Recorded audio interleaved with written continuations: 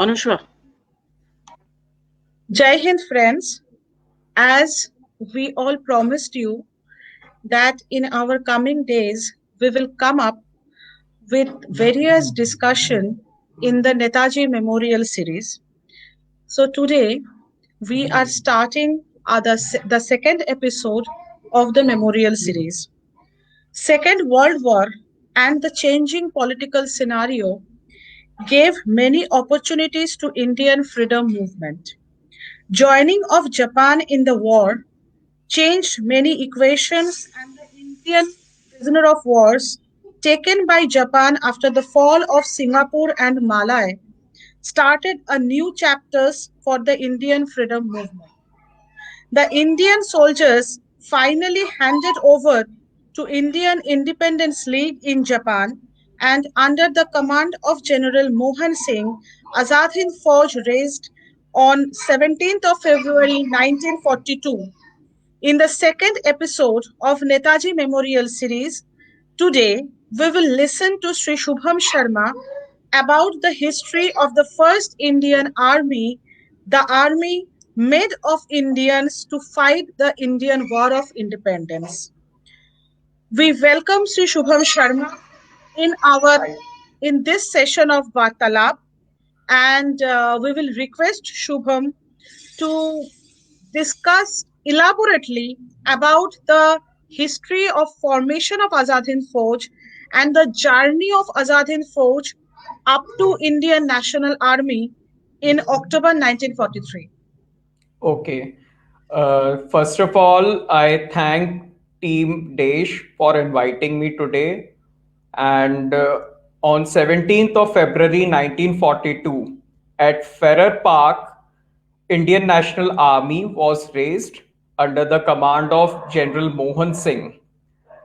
Before telling about INA कैसे बना और कैसे रेज हुआ, उससे पहले I would like to tell you about कि जापान की यहाँ पे साउथ ईस्ट एशिया में एंट्री कैसे हुई और क्या क्या इवेंट्स थे. देखिए, पर्ल हार्बर के बाद में जब वॉर, सेकेंड वर्ल्ड वॉर बड़े स्टेज पे, थोड़ा एक बड़े स्केल पे बढ़ गया था, तो सीधी बात है, वॉर लड़ने के लिए हमें फंड्स चाहिए रहते हैं obviously.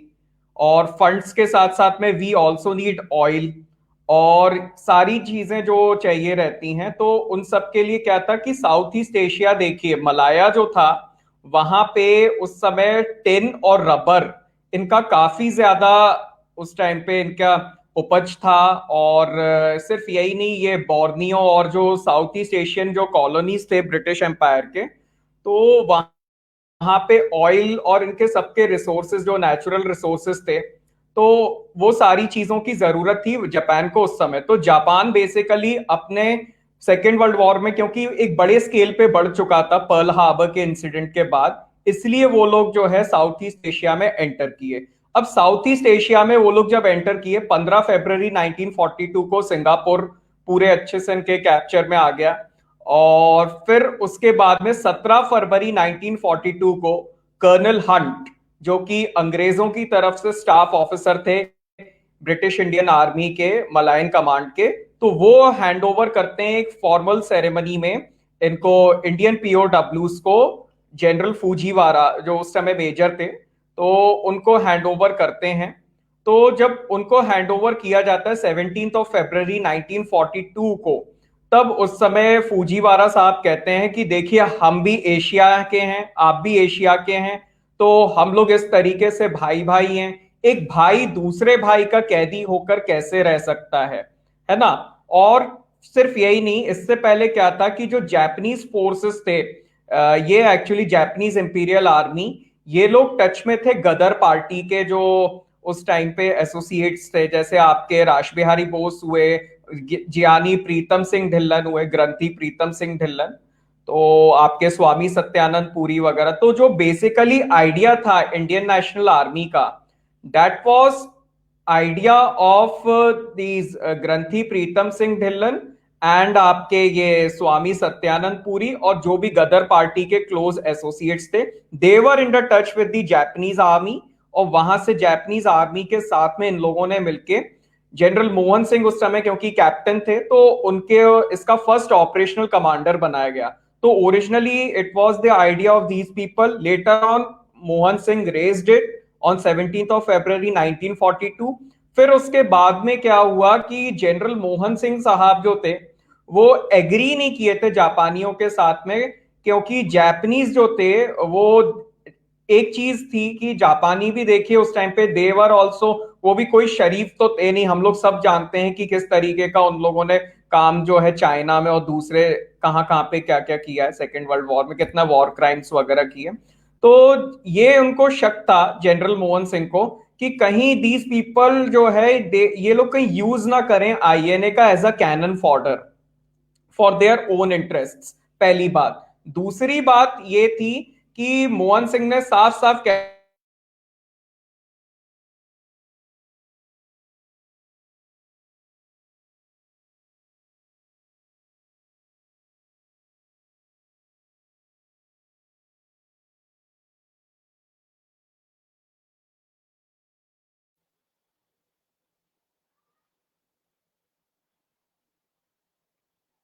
Is there any problem? Yes, I think connectivity issue. Okay. By this time, can you show the video Yes, what Shubham exactly. shared with us from Yes. team from the movie Rag Desh? Yeah.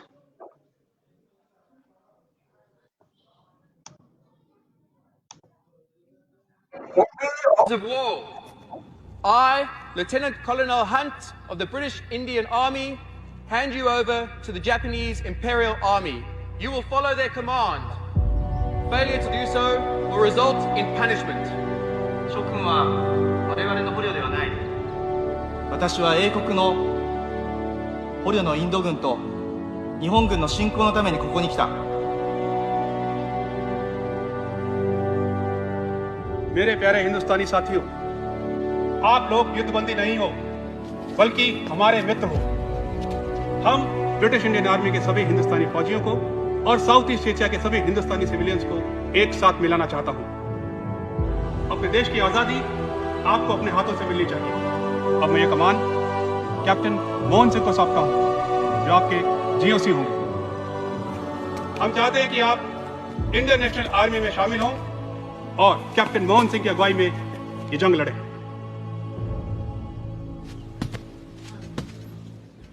दोस्तों, आप सब लोग गवाह हैं कि हम अपनी जान की बाजी लगा के लड़े, मगर अब हमारे हुक्मरान कहते हैं कि मत लड़ो, क्योंकि हकीकत यह है कि जिस हुक्म का पूरी दुनिया पे डंका बज रहा था, वही हुकूमत अब धूल चाट रही है. दुनिया पे राज करने वाली सफेद चमड़ी आज एशिया की नई ताकत जापान के आगे अपने घुटने टेक रही है. सिंगापुर हाथ से जा चुका है, अब थोड़े दिनों में बर्मा की बारी है. लेकिन यही मौका है हमारे लिए अपने वतन को आजाद कराने का. आप लोग एक बात ध्यान से समझ लें, आज हिंदुस्तानी फौज के पास अपना असली मकसद है, हिंदुस्तान की आजादी. और मां कसम, आजाद हिंद फौज इस मकसद को अपनी जान देकर पूरा करेगी. जय बोलो Sonia!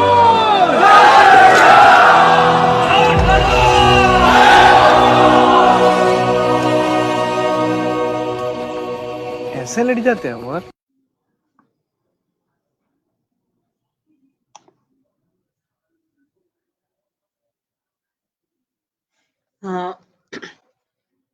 We will wait for some time for Shubham to be back.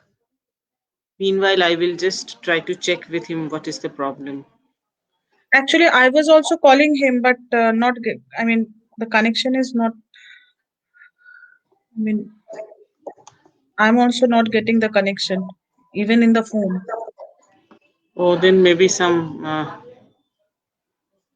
problem. Oh, he is here.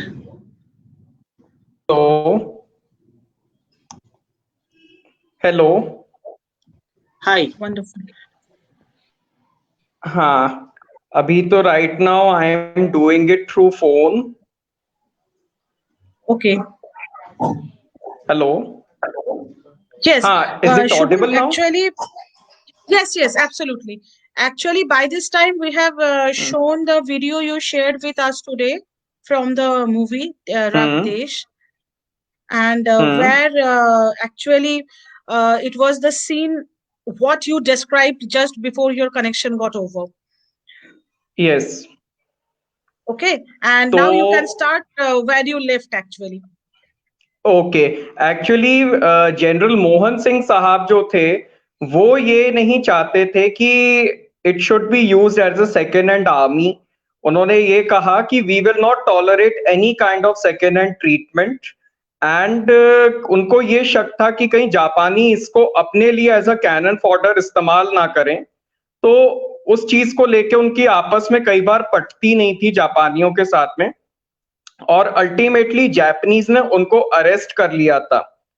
और जिन लोगों ने आईएनए शुरू में ज्वाइन की थी उन्होंने कईयों ने फिर रिजाइन करना शुरू कर दिया आईएनए से, लेकिन इसको आईएनए को बांध के रखा था हमारे रासबिहारी बोस साहब ने, जो उस समय इंडियन इंडिपेंडेंस लीग, जो कि आपका पूरा डायस्पोरा था वहां पे, इंडियंस का जो इंडिया वहां पे रहते थे, एनआरआईज।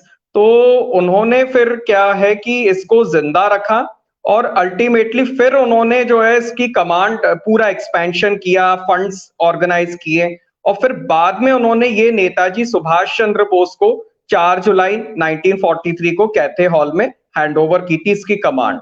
अब फिर क्या हुआ कि नेताजी सुभाष चंद्र बोस जो थे, he went one step ahead और उन्होंने एक आईएनए प्रोविजनल गवर्नमेंट, मतलब उसका पूरा उन्होंने जो है वो बना लिया एक, और उसको 11 देशों ने फिर मान्यता दी, सारे जितने एंटी ब्रिटिश कंट्रीज थे। तो इस तरीके से आईएनए का ऐसे गठन हुआ। You see Granthi Pritam Singh Dhillon and general Fujiwara and other associates, वहां से फिर शुरू हुई और ये गई इनके पास में जनरल मोहन सिंह साहब के पास। मोहन सिंह साहब के बाद से फिर ये गई इनके पास में आपके रासबिहारी बोस ने फिर इसे दोबारा से इसको जो है जिंदा रखा, बांध के रखा, और फिर उसके बाद में लास्ट में ये गई नेताजी सुभाष चंद्र बोस के पास। Bose went one step ahead and he created an entire INA provisional government recognised by 11 countries, और फिर उसके बाद में तो ऐसे ये आई है।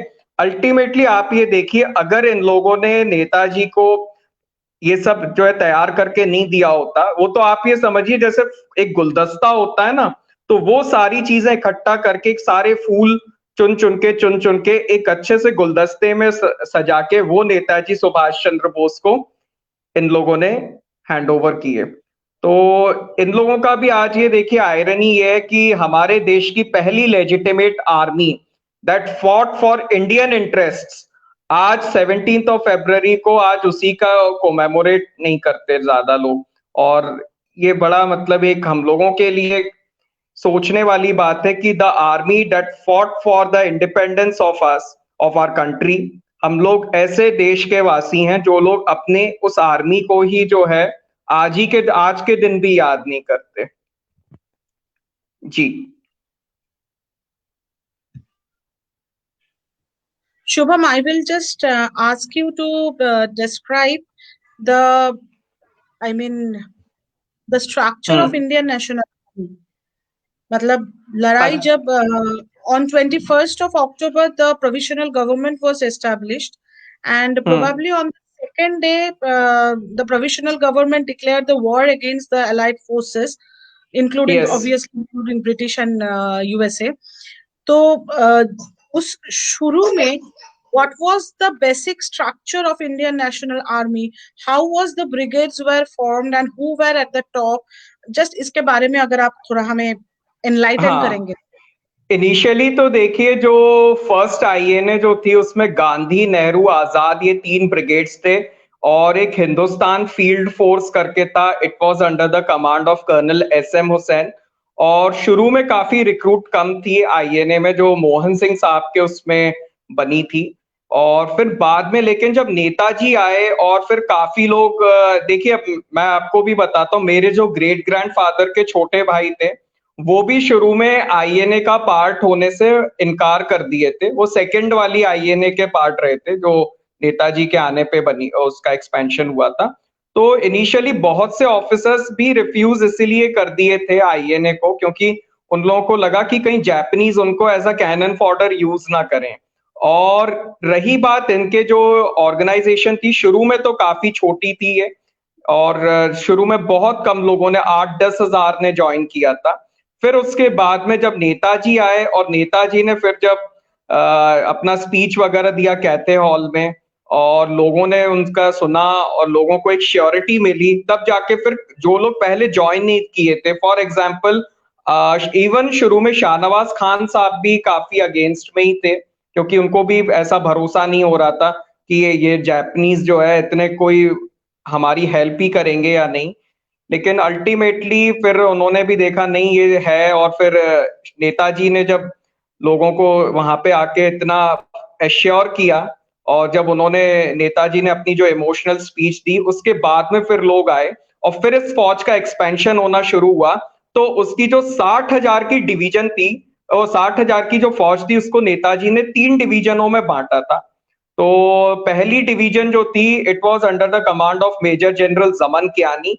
नंबर 2 डिव जो थी, it was raised by major general NS Bhagat. इनके छोटे भाई आपके lieutenant general PS Bhagat was Victoria Cross awardee in second world war. और तीसरी डिवीजन जो थी वो थी टेरिटोरियल फोर्स, जो कि मेजर जनरल जीआर नागर के कमांड में थी। जो फर्स्ट डिवीजन थी, इसके अंडर में 3 ब्रिगेड्स थी। Number 1 guerrilla regiment, that was Subhash brigade, it was under the command of colonel Shahnawaz Khan. Second one was Gandhi brigade, it was under the command of colonel Inayat Kiani. तीसरी ब्रिगेड जो थी, number 3 guerrilla regiment, it was Azad brigade under the command of colonel Gulzara Singh. तो ये first division थी। इम्फाल कोहिमा के battle में भी ये पार्टिसिपेट की थी 15th army, Japanese 15th army general Mutaguchi के अंडर में। तो 3 डिवीजन उस टाइम पे जापानीज थी और 1 डिवीजन आईएनए की थी। तो ये डिवीजन इसमें पार्ट ली थी। और जो सेकेंड डिवीजन थी वो उस टाइम पे क्योंकि रेज हो रही थी, उसमें थी number 4 guerrilla regiment, that was Nehru brigade under the command of colonel Dhillon साहब, colonel Gurbaksh Singh Dhillon. And number 5th थी, it was under the command of colonel JW Rodrigues. और फिर इसमें एक नंबर 1 इन्फेंट्री रेजिमेंट भी थी, it was under the command of colonel SM Hussain, जो पहले हिंदुस्तान फील्ड फोर्स के कमांडर थे मोहन सिंह की उसमें मोहन सिंह वाली आईएनए में। और फिर उसके बाद में नंबर 2 इन्फेंट्री रेजिमेंट थी, it was under the command of colonel Prem Sahgal. तो ये फर्स्ट और सेकंड डिवीजन हो गई, ये दोनों लड़ी थी। और तीसरा जो डिवीजन था, दैट वाज टेरिटोरियल फोर्स, उसमें नंबर 6 गुरिल्ला रेजिमेंट थी, it was under the command of colonel Gurmeet Singh. 7th one, it was under the command of colonel Ali Iktidar Shah Dara. And colonel Ali Iktidar Shah Dara और कर्नल गुरमीत सिंह, ये दोनों हॉकी के बड़े अच्छे खिलाड़ी थे। और फिर बाद में ये लोग हॉकी में ओलंपिक्स में भी ये लोग पार्टिसिपेट करने गए थे।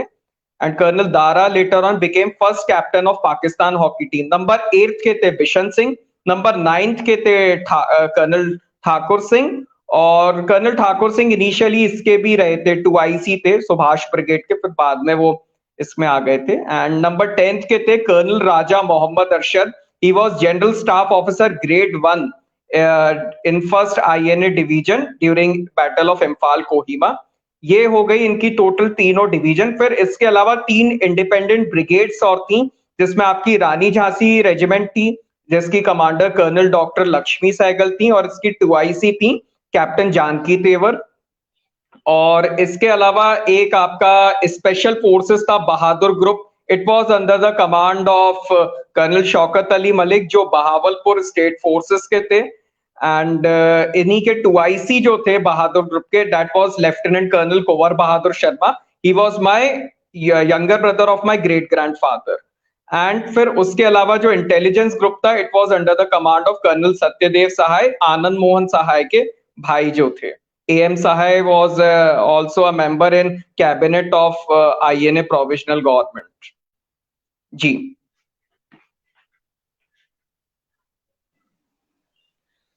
What a great elaboration by Shubham.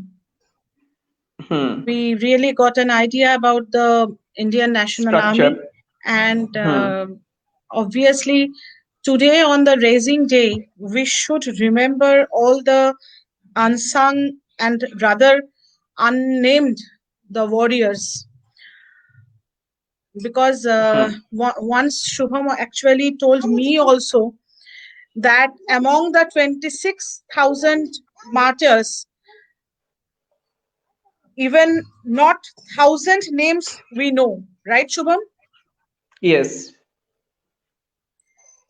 I mean, how many names there were recorded?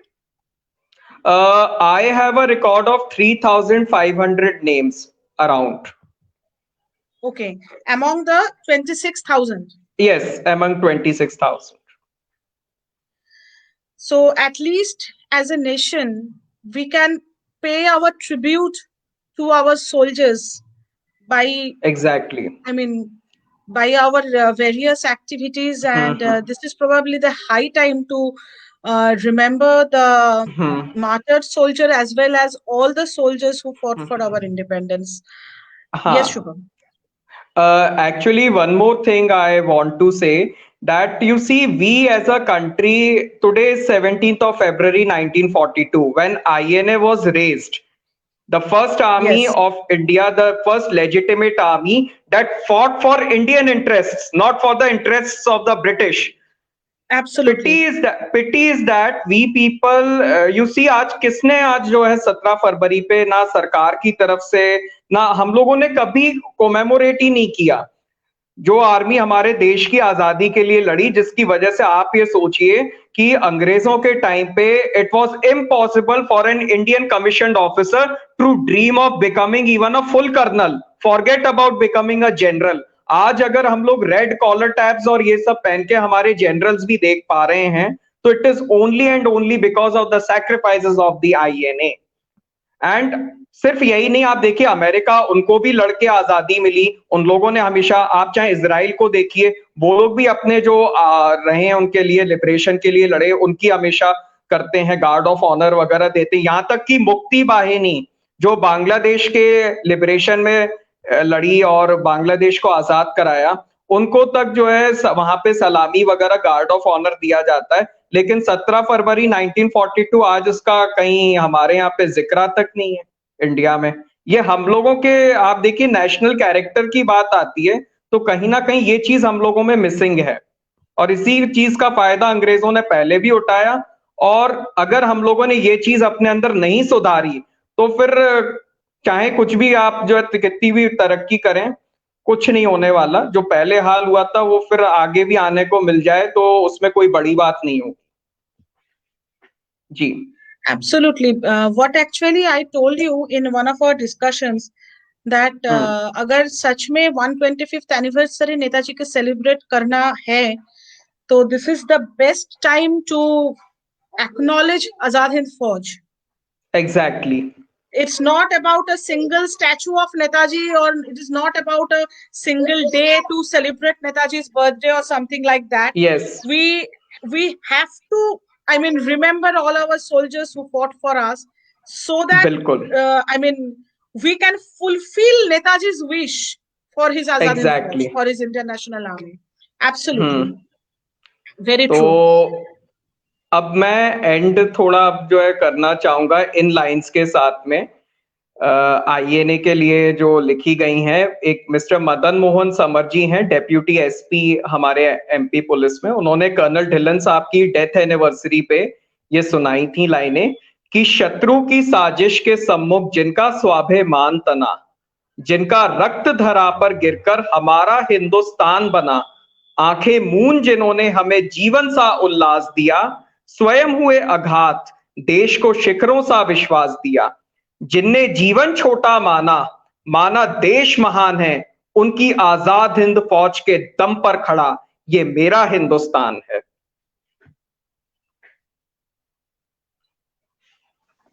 Absolutely, very very true words. And Shubham, हम आपको तहे दिल से शुक्रिया अदा करते हैं। आज इतने मतलब कम टाइम में इतने क्या बताएं, सुलझे हुए तरीके से आपने उस इतिहास को हमारे सामने बताया है। And obviously, in the coming days, we will hear from you more and more. And we hope to celebrate the Moirang Day also.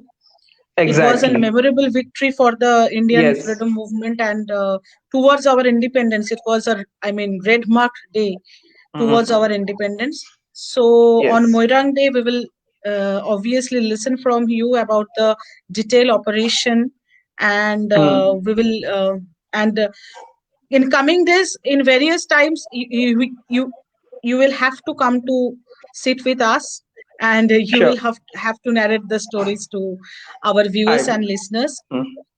So it's our heartfelt thanks to you, and Thank you. I will just request you if you have any message to our viewers and listeners, message तो बस यही especially है कि आप especially hmm to the young members who are of your age.